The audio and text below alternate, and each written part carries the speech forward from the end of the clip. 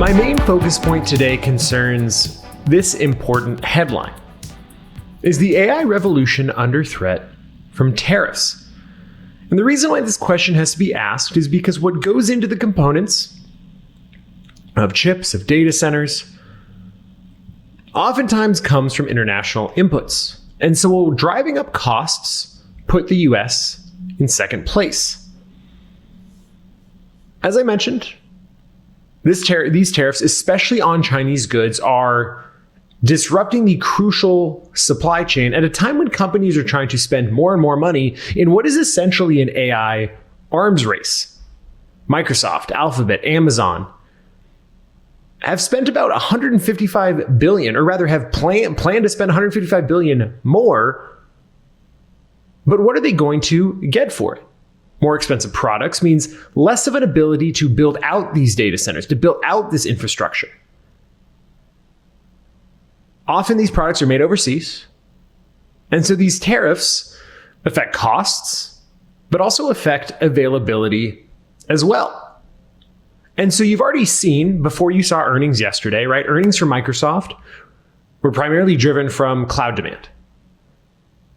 But recently they've mentioned they're scaling back on a 2 gigawatt data center capacity project in the US and in Europe. Amazon also delaying leases, citing not just increased costs, but power capacity management.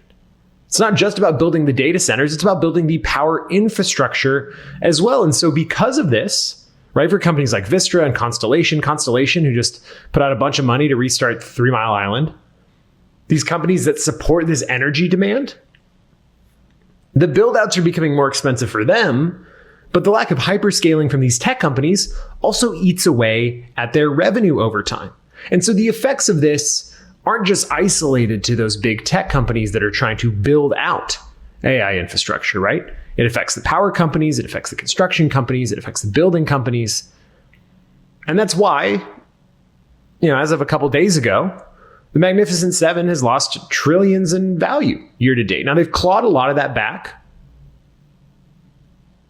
But a lot of what has driven the market over the past couple years has been the AI-related growth theme and the amount of money that companies are willing to spend in order to come out ahead. And so the signal going forward is, what are companies saying during quarterly results? So far, you've seen companies saying they are not really scaling back. The ones that have reported are not really scaling back so much on CapEx, which is a good sign. Now, does that rely upon an idea that there will be a scaled down tariff regime? Maybe. If it bears out that it's as expensive as it appears it may be now, does that stand? I don't know. But if you're an external supplier of these companies, you don't just sit on your product. You're selling it elsewhere because there's demand from every country on earth who wants AI to be most successful in their country. And so not only do you have it from Microsoft can't build as many data centers, it means somebody else is building them. The demand is there.